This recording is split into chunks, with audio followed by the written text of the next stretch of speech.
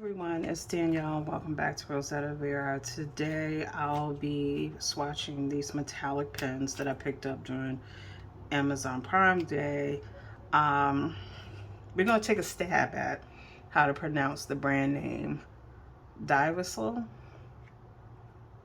That sounds like it might be close. So these are metallic pens. They mark on most surfaces. They're supposed to be non-toxic, acid-free, smooth writing, quick drying, fade and water resistant. There are 12 pens in the set. Let's see what they're saying. For opaque writing and decorating, even on dark and colored paper, marks on most surfaces such as paper, scrapbook, cardstock, rock, fabric, metal, wood, and more. It's saying to store them horizontally with the caps on when they're not being used. And the actual color of the ink are different from the colors on the cap. That's good to know because that sometimes is annoying. The white pen appears almost transparent when first applied, but becomes opaque as it dries. It's not metallic and cannot be used on white paper. I'm swatching on white paper because I don't have any dark paper right now. It says the color displayed is a little different between light and dark surfaces. Metallic pens are best for black paper or dark surfaces. The ink can be easily erased when used on non-porous materials like glass and ceramic. The other thing is that these are a 1mm head. So now I'm thinking I may have to go find some dark colored paper to swatch these.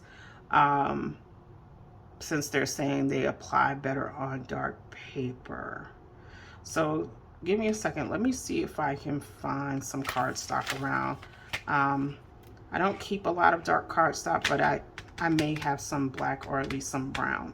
So let's stop for a second. Okay, I'm back. That took a lot more effort than expected, but I did find black cardstock and my shrinky dink paper. I also realized we have way too many reusable bags. So let me get these open and we'll swatch them out and see how they are. This is as close to Roy G. Biv as I think I can get, because remember it said that the caps don't match the color of the ink. So let's look at the pens real quick. So that's interesting. The pens actually say Guangna metallic pen. So that's a different name than what's on the box. They have a barcode. There's a number on it, but it's not the number of the color because that same number is on this other pen, even though it's a different color. So that means there are no color names. Looks like your average everyday marker. I think I was expecting something different because they were called pens. This is a marker. But let's see what it looks like. I'm going to swatch them with the name that was on Amazon because that'll make it easier for you to find them.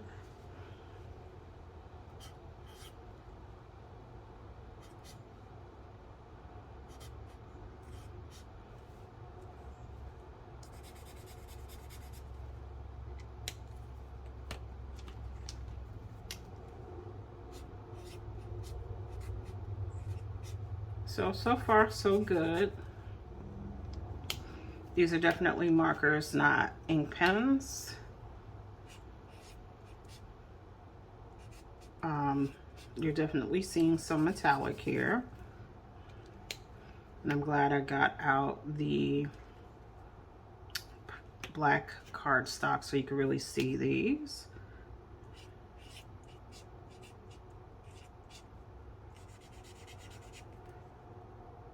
So far they are kind of swatching Roy G. Biv, so I guess I was pretty close. And how I organized the colors. These are juicy even though the tips are stiff. So you may need to let these dry down because I'm not using a lot of effort to get that ink down. So something to keep in mind if you buy these, like not to touch them.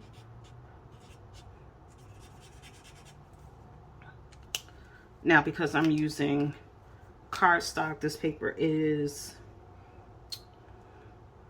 it's either Michael's or Hobby Lobby's cardstock. You know what? It might not even be those, because it was in a random folder of paper.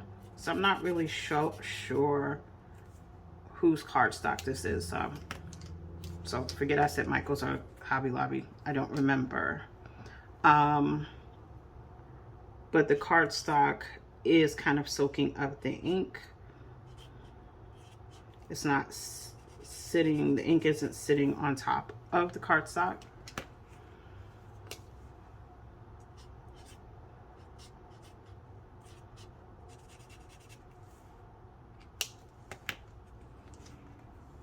So that black is more like a charcoal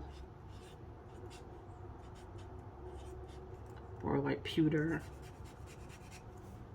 And then finally we have our white.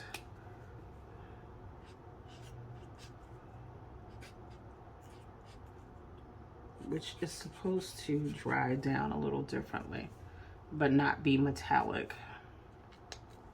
So that's all 12 colors of these metallic pens. Again, I said they're markers, not pens. There's definitely metallic ink in them. The colors are nice. I don't think I would complain about these. I think the only thing is, like, if you want the best look, you definitely have to use this on darker paper. I'm gonna do them quickly in my notebook just so you can see what they look like on white paper, but I figured I would start with darker paper so you can get the best representation first. So I'll probably just insert me doing them on white paper really quickly with no voiceover. So let me do that.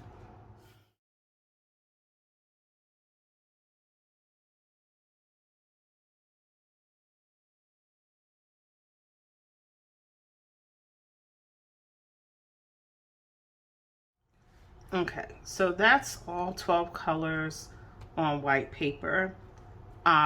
There's definitely a difference in what they look like on white paper versus black paper. The colors are actually, like, not just that you don't see the metallic as much, but some of the colors don't even look like the same colors. Like this red color is much deeper on white paper. Same with the blue, same with the green, the purples. But you're losing that metallic. It's not as bright. I mean, the main difference is the black on white paper looks black, but on black paper it looks more charcoal gray or pewter. So that's something to think about if you want to use these on both white and dark paper, is that the colors are going to be different. And you're going to lose some of that metallic. I mean, you can see metallic in some of these on the white. Like, I see it in the blue, I see it in the silver, I see it in the gold, a little bit in the lighter green, the leafy green. But you're going to lose some of that on lighter paper.